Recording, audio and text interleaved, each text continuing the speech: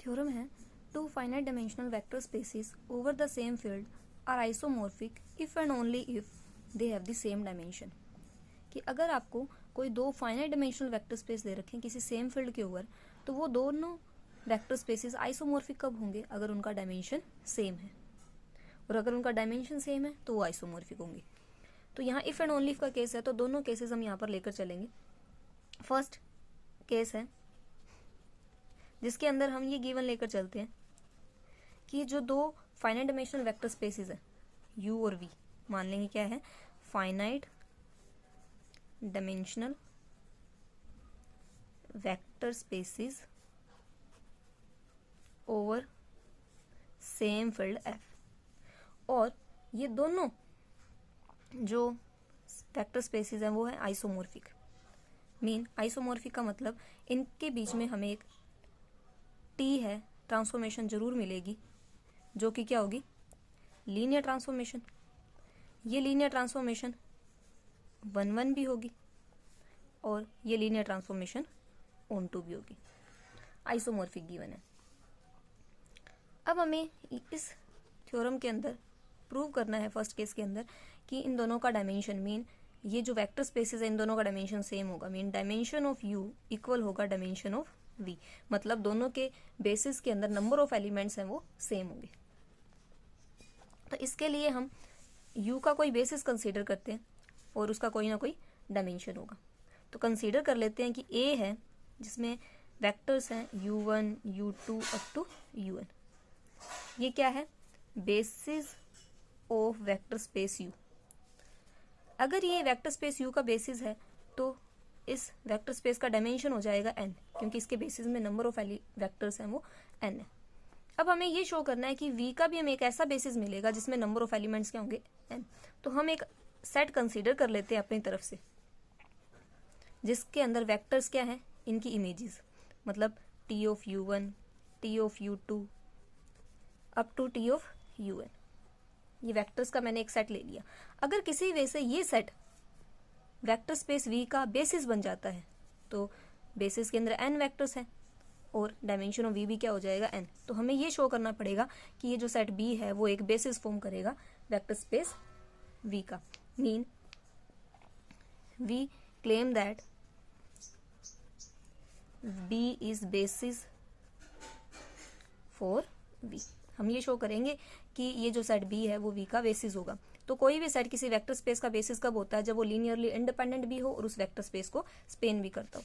तो फर्स्ट सबसे पहले हम ये चेक करते हैं क्या ये लीनियरली इंडिपेंडेंट है या नहीं। तो इसका लीनियर कॉम्बिनेशन है वो हम 0 के इक्वल कंसीडर करते हैं।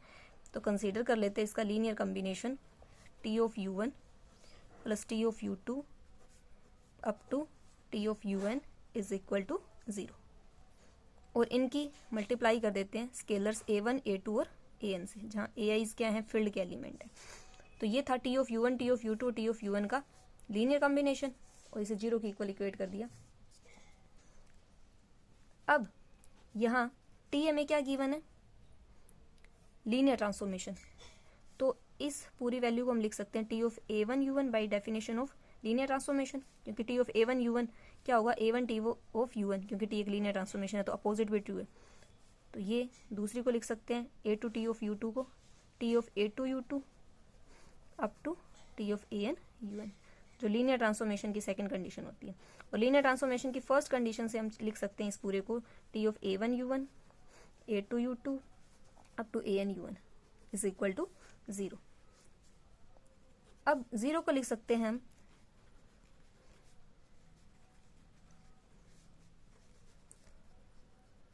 इमेज ऑफ 0 अंडर t, क्योंकि 0 वेक्टर स्पेस का एक एलिमेंट होता है और आइडेंटिटी एलिमेंट हो गया। इसकी इस ट्रांसफॉर्मेशन के अंडर इमेज है वो भी 0 की इमेज 0 ही होती है। अब हमें क्या दे रखा है, t11 दे रखा है, क्योंकि आइसोमॉर्फिक का तो 1-1 होगा। तो 1-1 की क्या कंडीशन है कि अगर कोई लीनियर ट्रांसफॉर्मेशन 1-1 है तो अगर वेक्टर स्पेस के कोई दो एलिमेंट की इमेज अंडर t सेम आ रही है तो वेक्टर्स भी इक्वल होंगे। तो इसका मतलब इन दोनों की 0 की और इस लीनियर कॉम्बिनेशन की जो इमेज अंडर t है वो इक्वल आ रही है। मीन ये वेक्टर्स भी क्या होगा, इक्वल होंगे। मीन इसके अंदर जो वेक्टर पड़ा है लीनियर कॉम्बिनेशन का वो भी इक्वल होगा 0 के। ये बन गया linear combination of vectors of set A is equal to 0। Mean A set के जो वेक्टर्स है उसका लीनियर कॉम्बिनेशन 0 के इक्वल आ गया, और ए तो क्या है, सेट लीनियरली इंडिपेंडेंट है क्योंकि बेसिस है। इसका मतलब ये सारे के सारे स्केलर्स क्या होंगे, 0 के इक्वल, a1 a2 an, ये सारे स्केलर 0 होंगे। तो हमने कंसीडर किया था T of u1 T of u2 up to T of un का लीनियर कॉम्बिनेशन इक्वल टू 0, और यहाँ ये सारे के सारे स्केलर्स नीचे 0 आ चुके हैं। मीन ये जो सेट b है वो क्या होगा, लीनियरली इंडिपेंडेंट। अब बेसिस प्रूव करने की सेकेंड कंडीशन हमें ये शो करना है कि जो सेट बी है वो स्पेन भी करेगा वी को। मीन वी के हर एक एलिमेंट को बी सेट के वेक्टर्स के लीनियर कॉम्बिनेशन में हम एक्सप्रेस कर सकते हैं। तो इसके लिए हमें वी का कोई आर्बिट्रेरी एलिमेंट लेना पड़ेगा। एज्यूम कर लेते हैं कि वी है वो वी का कोई आर्बिट्रेरी एलिमेंट है, ठीक है। अब यहाँ टी है वो ऑन टू दे रखा है। ये जो टी लीनियर ट्रांसफॉर्मेशन थी यू से वी, हमने वी का एक एलिमेंट चूज किया और T linear transformation on to है, मीन वी के हर एक एलिमेंट की प्री इमेज यू में मिलेगी। तो इसका मतलब हम क्या ले लेते हैं, U is pre image of V. Mean इसकी प्री इमेज यू में ले ली हमने यू।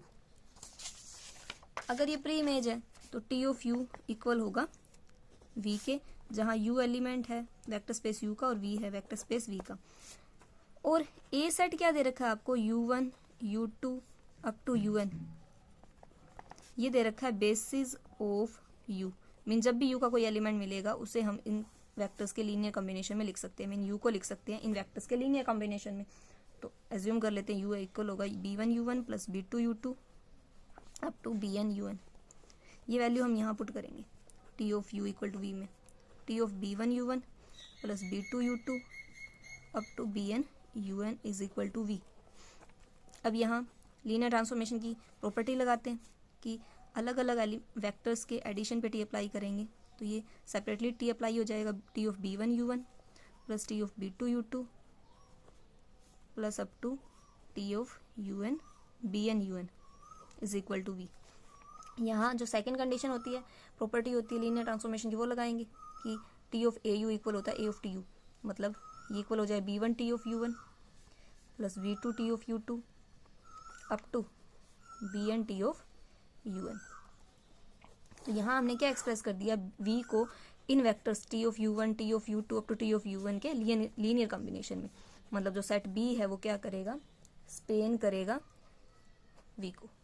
तो इसका मतलब ये जो सेट b है वो क्या कर रहा है, बेसिस फॉर्म कर रहा है,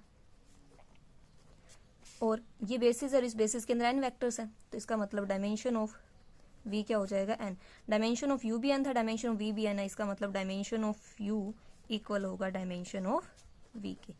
तो फर्स्ट केस जिसके अंदर हम ये लेकर चले थे कि जो टी लीनियर ट्रांसफॉर्मेशन है u से v जो एग्जिस्ट करती है वो आइसोमॉर्फिक है, सॉरी आइसोमॉर्फिज्म है।